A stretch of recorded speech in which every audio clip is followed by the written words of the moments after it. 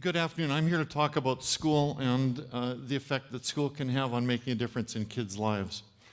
And I'm going to start with a question, simply. Is a kid better off being born with ability but without means? Or being born with means but lacking in ability? The answer should be that you're better off being born with ability. Unfortunately, that's not the case. This chart, and think of it almost as charting 4 kids or 4 groups of kids. It's a study that looked at kids at 22 months of age and looked at developmental markers and progress and looked at kids with high income and high ability at the 90th percentile and kids with high income, low ability, low income, low ability, and so on. What you can see is there's a bit of a regression to the mean throughout, but the child with low ability and with means, by age 7, has overtaken the kid with high ability. The kid with high ability and without means, by age 10, is significantly behind in school achievement the kid who started at the 10th percentile. These aren't small differences.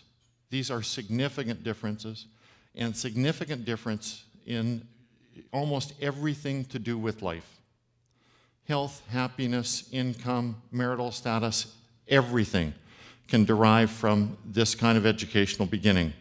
But that's one study, and it's a while ago. Does that hold true in Manitoba?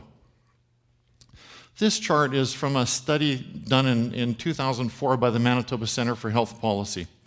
They looked at high school provincial exam results. These are the grade 12 language arts results, and the chart on the left, chart A, shows the difference by income group. And the differences are not great. In fact, that's a pretty healthy picture. Income plays a role, but not a decisive one. There's a bit of a gradient, not a steep one. But if you look at the chart, chart B, on the right, it tells a different picture. That's the results for the kids who should have been there. So if you look at that low income quartile there, only about 30% of the kids who should have been writing the exam, in fact, passed the exam. Others would have failed, would have been held behind in grade, or were not in school and left altogether. And if you look at that gradient, that's way too sharp. And that is not the picture that we want for our schools. But again, that's relatively old data. Things have improved, haven't they? Well, Manitoba Centre for Health Policy did a follow-up study in 2012 and looked at every indicator of health, and virtually every indicator for children in Manitoba had gotten better. There were fewer doctor visits, there were fewer hospitalizations, there were fewer families receiving income assistance, there were fewer referrals to Child and Family Services, there was less teen pregnancy. Educational indicators had also improved. There was a higher graduation rate, a higher measure of student engagement, fewer kids being retained in grade. But, and here's the kicker, things had not improved for that low-income group. They had improved for everyone else, and all of the gains had been made by children in the upper income groups, not for the kids in poverty. To put another point on this and to really drive home the impact that this has, the difference in life expectancy for kids in Point Douglas, which in this study is the area with the lowest high school graduation rate, difference in life expectancy for those kids from the kids in the East St. Paul, which is the part of Winnipeg with the highest graduation rate, difference in life expectancy 8 years. To put this in perspective, if we were to cure cancer, we would improve life expectancy only by 3 years. So that's a significant difference. What can account for this difference? To account for this difference, I actually turned to my son, who's an adult now, but when he was 9 years old, he knew a kid who was in, at the time, a special education program where he had a reduced school day, was grouped with kids like him, and effectively was getting less of an education than my son. I asked my son about this kid in his program, and he said, "Dad, get this. They put him in a program where they slow it down so he can catch up." Isn't that the stupidest thing you've ever heard? And that was at age 9. And the point I want to make is that if we slow it down, they never catch up. What we need to do instead is speed it up. This is a book called The Spark, written by Christine Barnett, about the upbringing of her son, Jacob Barnett. Jacob was born autistic. First year, pretty healthy development, lots of optimism, but he began to regress, become more and more disconnected socially, became uncommunicative. She sought help and had a whole group of therapists working with him on an almost daily basis. And all that did was speed up his regression. She noticed that he had a fascination with shape, a fascination with pattern, a fascination with numbers. And she started, instead of fixing what wasn't working, just focusing on his strengths and developing his strengths. And he started to make remarkable progress. He turned out to be an absolute prodigy in mathematics. At 8, he was auditing university courses. At 12, he enrolled in an undergraduate program.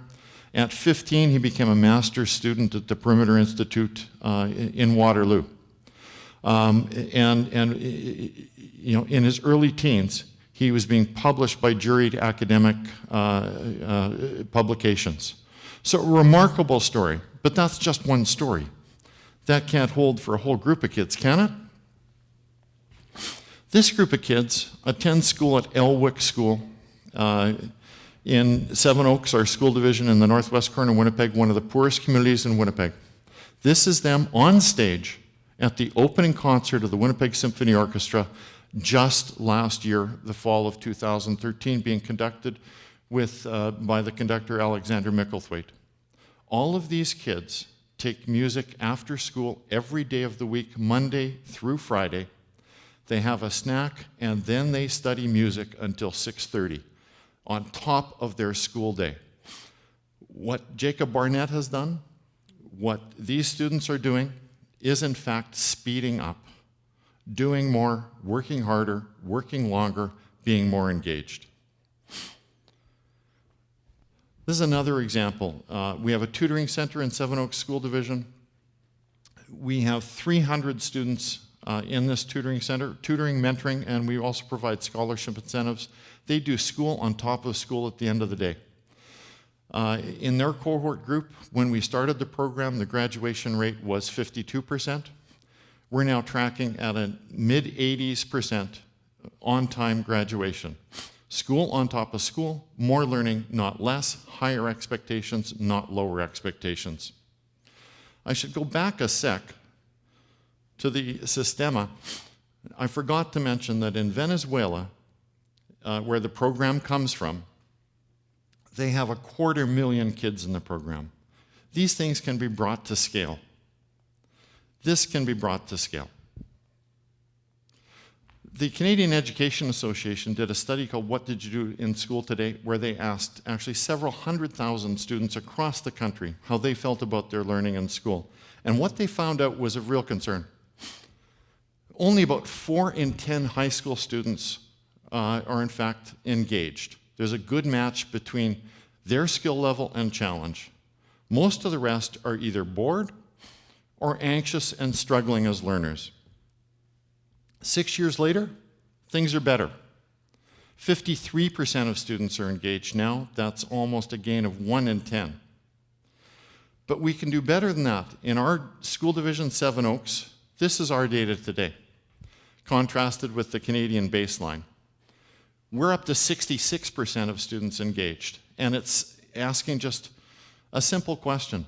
Who's bored and can we push them? Who's anxious and can we help them? And how do we get kids passionate and engaged in learning? And we get those results.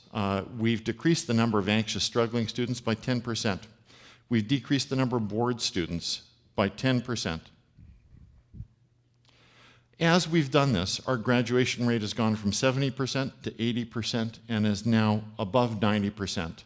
And as we've done this, truancy has been almost cut in half without focusing on truancy. We've done some things in education over the years that we regret and ought to regret. Top of the list would be residential schools, where we took Aboriginal students away from their parents, tried to strip them of their culture, their language, their heritage. We destroyed families. We did all kinds of things that we are reaping the costs of today and will for some time into the future. I would submit that the recipe for kids where we're slowing it down is not a tragedy on this scale, but it's something that we need to reverse. We need to recharge their education. We need to speed it up, expect more of all kids. I think today for First Nation kids, we're embracing their culture in our schools, and we're seeing their success rate increase. We need to do this for all kids. We have a dream in public education that we truly make a difference, that we truly provide kids with a door that can open to a healthy, flourishing, bright life. We can't expect less of kids, and we can't expect less of ourselves. Thank you very much.